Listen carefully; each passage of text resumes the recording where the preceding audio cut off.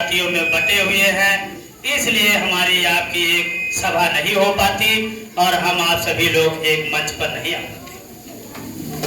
हमें एक मंच पर लाने के लिए और एक साथ में रह करके जीवन यापन करने के लिए अपनी सोच में बदलाव करना होगा। साथियों,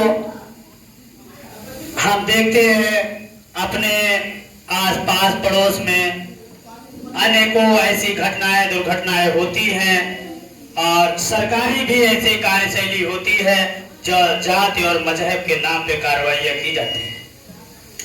तो इस जन्मदिन मनाने का जो उद्देश्य है कि हम आप अपने भाई बंधुओं के बीच में एकत्रित होकर के कुछ चर्चा पर चर्चा करें। देश और समाज की प्रगति कैसे संभव हो। विदित होना चाहिए कि भारतीय जनता पार्टी की सरकार बनने के बाद से बाबा साहब डॉक्टर भीमराव अंबेडकर की मूर्तियां जगह जगह तोड़ी जा रही, प्रतिमाएं तोड़ी जा रही हैं।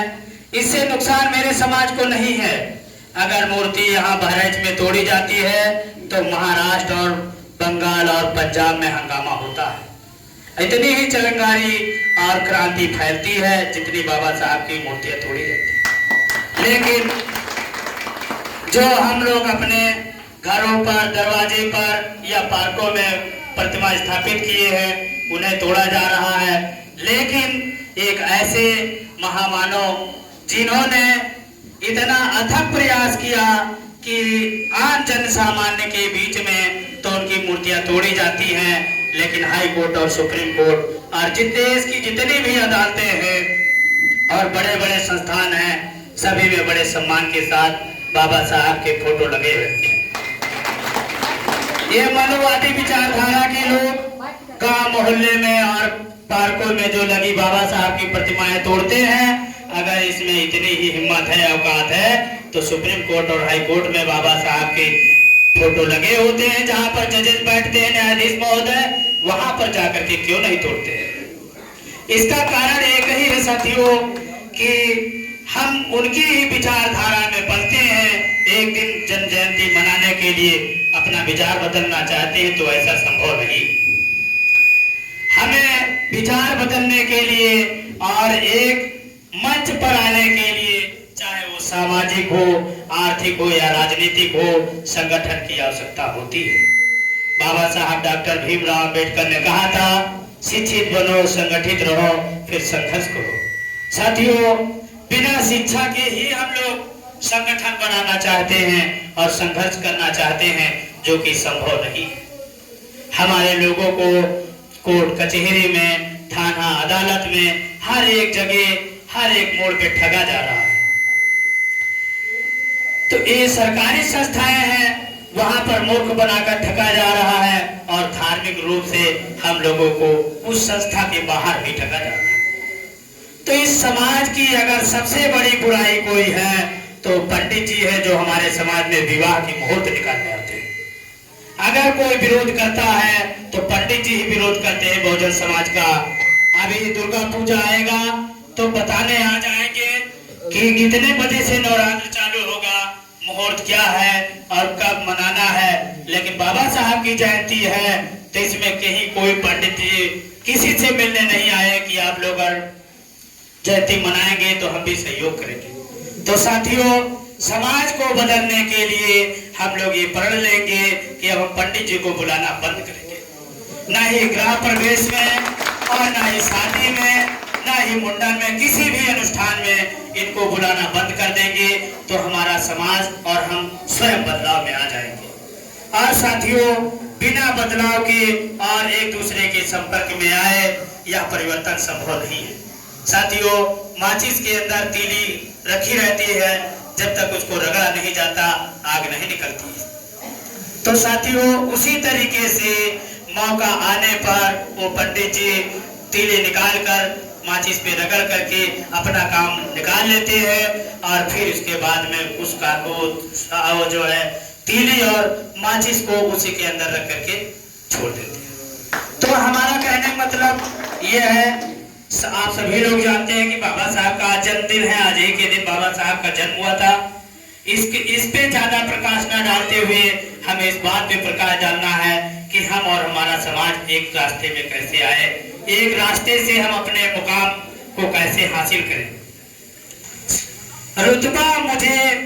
रुतबा मुझे तेरे सर के संविधान से मिला है, ये संविधान भी बाबा तेरे संविधान, ये सम्मान भी बाबा तेरे संविधान से मिला है। औरों को जो मिला होगा वो मुकद्दर से मिला होगा, मुझे मुकद्दर भी बाबा तेरे संविधान से मिला है।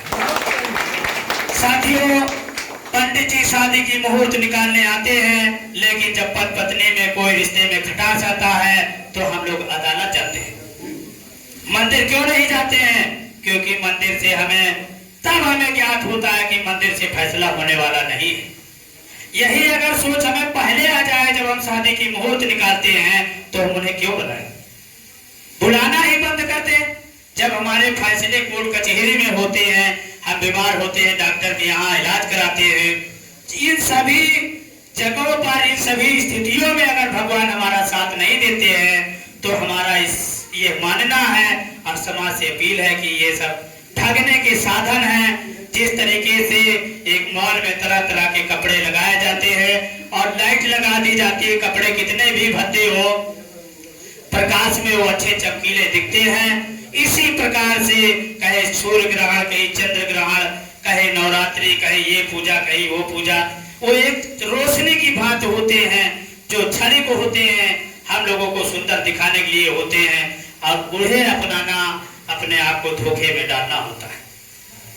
साथियों, विदित होना चाहिए कि अभी हाल ही में स्वामी प्रसाद मौर्य जी ने एक सच्चाई को जन सामान्य के समक्ष उजागर किया, जिसमें मनोवादी विचारधारा के लोगों ने सरकर्तन से जुदा करने की जो है ऐलान कर दिए। जगह जगह से ऐलान होने लगे, इनाम घोषित होने लगे, लेकिन साथियों वर्तमान सरकार ने उन पे कोई मुकदमे नहीं किए। उनको पुलिस नहीं ढूंढ पा रही है जो सर कलम करने का ऐलान कर रहे हैं। और माननीय स्वामी प्रसाद मौर्य जी पे कई मुकदमे लिखे गए, उनको अरेस्ट करने का भी जो है कोशिश किया गया। तो हम लोगों ने कई दल लखनऊ में चलते हैं, सभी लोगों ने विरोध किया रोड पे आकर के और उनको गिरफ्तारी से रोका।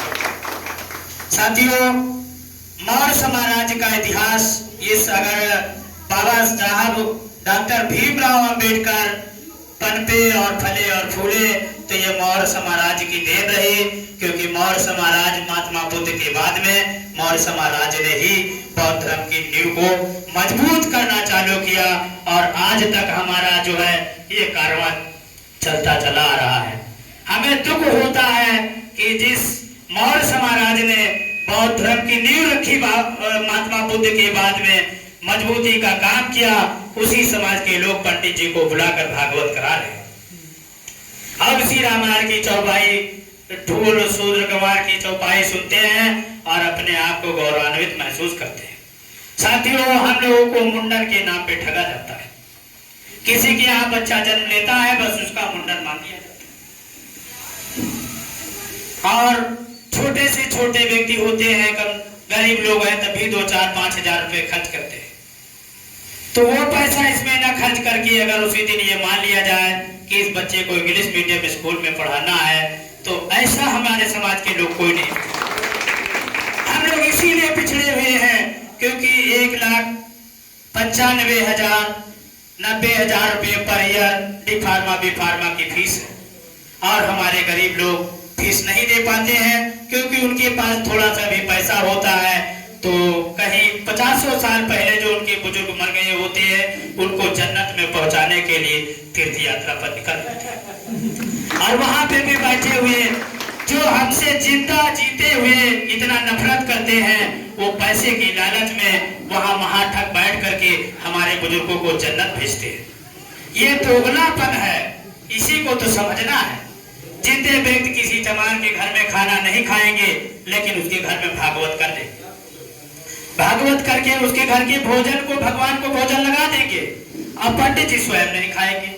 ये दोगलापन कैसे चलेगा? भगवान बेधर्म है, पंडित जी बेधर्म नहीं है। तो हमें ये भाग्य और भगवान को त्यागना होगा और विज्ञान की शरण में आना होगा। ये विज्ञान की देन है, बिना तार जोड़े हुए और आप कहीं भी हो और फोन के द्वारा संपर्क किया जा सकता है। अगर आपकी बैटरी में चार्ज नहीं है और आप 25 बकरों की बलि मान दीजिए और 24 दिन का हनुमान चालीसा मान दीजिए और लाइट के टच में न लाइए, क्या बैटरी चार्ज हो जाएगी? तो इस कार्यक्रम का यह भी उद्देश्य होना चाहिए कि पाखंड को खत्म करना है, और पाखंड को खत्म करने के लिए जो पाखंड के जनक हैं उन्हें अपने घर और समाज और रिश्तेदारी में बुलाना बंद करना है। साथियों, हमारे वहाँ दुर्गा पूजा होता है, हमारे ही समाज के लोग दुर्गा पूजा कराते हैं और हमारे गांव में मुस्लिम की जनसंख्या अधिक है, और अभी किसी दिन अगर बवाल हो जाए किसी भी वक्त तो हमारे ही समाज के लोग मारे जाएंगे, क्योंकि पंडित जी पूजा करवा करके पैसा लेकर चले जाते हैं। और मुस्लिम अगर है तो हमारा संविधान जिंदा है, क्योंकि हमारे दलित समाज के जो नेता हैं वो तलवा चट्टू हैं, केवल नोट लेने के लिए दलित समाज में आते हैं और सबके हक और हकूक की बात करते हैं, राजनीति में बाबा साहब को आगे करके हमारा वोट हासिल करते हैं। अभी जो है बयानबाजी सरकारों की तरफ से आ रही है, उनके नेता मंत्री कर रहे हैं लखनऊ का नाम बदलने के लिए, कहीं कहीं का नाम बदलने के लिए। तो इसमें हमारे जो बीजेपी के नेता हैं विशेष करके वो लोग मौन धारण किए हुए कि कहीं हमारा वोट न कट जाए। क्या आप समाज का भला करेंगे? मोहन भागवत आरएसएस का प्रमुख है और अनेक आरएसएस से जुड़े हुए संगठन है, बजरंग दल है, विश्व हिंदू परिषद है, ये हमें मुसलमानों से लड़ाने का काम करते हैं। तो हमें सजग रहना है। मुस्लिम हमारे भाई हैं, वो हमारे साथ में हैं। अगर मुस्लिम नहीं होते तो हम अभी तक संविधान को जिंदा नहीं रख पाते, क्योंकि आरएसएस की सरकारें हैं, पूरे भारत में आरएसएस की सरकारें हैं, चाहे वो बसपा की सरकार बनी हो, चाहे मुलायम सिंह की सरकार बनी हो, चाहे कांग्रेस की हो, चटर्जी बनर्जी की सरकार हो, चाहे बीजेपी की सरकार हो, सचिव उत्तर प्रदेश का पंडित ही होता है अक्सर। तो साथियों, मुख्यमंत्री डायरेक्शन देते रहेंगे लेकिन गजट सचिव करता है, इसलिए तलवार हमारे पास है और गुस्सा दादा के पास है, ऐसी स्थिति होती है। तो हमें अपने समाज में ये जागरूकता फैलानी है और यह सोच समझ करके वोटिंग करनी है, वोट देना है, क्योंकि बाबा साहब डॉक्टर भीमराव अम्बेडकर ने कहा था कि राजनीति ऐसी चाबी है जिससे हर प्रकार के ताले खोले जा सकते हैं। कोई ऐसा ताला नहीं है जो राजनीति के आगे न खुले। एक अंगूठा टेक मुख्यमंत्री प्रधानमंत्री जिस रास्ते पे निकलता है, ISPCS रोड पे झाड़ते पोछते मिलते, उसके आगे पीछे दौड़ते। तो साथियों, हम आपस में कभी कभी ऐसा होता है कि मौर्य जी से हमारी लड़ाई हो गई तो उसमें कहीं पंडित जी मिल गए, कहीं सवर्ण के लोग मिल गए, तो बताए इनके पे SC/ST एक्ट लगवा दीजिए। तो हमें ऐसा नहीं करना है। जब हम आप इकट्ठा रहते हैं तो थोड़ा बहुत कहा सुनी होती रहती है, इसलिए वो लोग भी अपने भाई हैं, अपने भाई समझना है और भाई समझ करके ही जो हमें मुकाम हासिल करना है तभी हासिल हो सकता है। तो साथियों, जो इस कार्यक्रम के आयोजकगण हैं उनका मैं बहुत आभारी हूँ, जिन्होंने जन जागरूकता के तहत इस कार्यक्रम का आयोजन किया है। और हम ये चाहते हैं कि ये त्योहार के रूप में प्रतिवर्ष मनाया जाए और जितने भी मनुवादियों के त्योहार हैं उसका बहिष्कार किया जाए।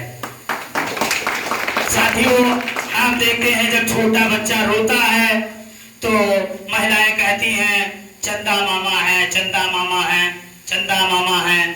और साथियों, जब करवा चौथ का त्योहार होता है तब उसी तरह करके करवा चौथ जब पति का त्योहार है तो सूरज के निकलने पर, चंद्रमा के निकलने पर क्यों त्योहार मनाते हो करवा चौथ का? तब वो पति नहीं हो जाता है। और पहले कहेंगे चंदा मामा बच्चा जब रोएगा, और जब पूजा करवा चौथ होगा तो कहें अभी गुजेरिया नहीं हुई है, तब वो पति हो गया। तो ये दोगलापन जो है समाज से निकालना है और इसमें महिलाओं को आगे लाना है। जब तक देश की आधी आबादी महिलाओं की है, ये आगे नहीं आती है आडंबर और पाखंडवाद के खिलाफ, तब तक हम लोग जो मूल उद्देश्य है उसे हासिल नहीं कर सकते। हमारा मूल उद्देश्य है साथियों शिक्षा। बिना शिक्षा के हम न राजनीति में अपनी प्रगति कर सकते हैं और न सामाजिक स्थिति में भी कर सकते हैं। अभी हमने जो है वो डॉक्टर राजित राम निषाद जी के यहाँ प्रोग्राम चल रहा था और हमारे बड़े भाई चंद्रशेखर विश्वकर्मा जी ने स्पीच दिया, वहाँ इतना सम्मान मिला। मैं बहुत खुश हुआ कि हमारे समाज के भाई साहब थे जो वहाँ पर इतने गर्जना किए सिंह की तरीके से और अच्छी बातें रखी और इन तालियों के गड़गड़ाहट से भाई साहब का सम्मान किया गया। तो उसे हमें ये लगा कि इसी तरीके सिंह हमारे हर क्षेत्र में हर एक जगह होना चाहिए, तभी जो है तो हम अपने मुकामों को हासिल कर सकते हैं। साथियों, हम किसी को चीज को देखते हैं तो उसके तह तक जाने के बजाय उसको हम मान लेते हैं कि ऐसा हो सकता है।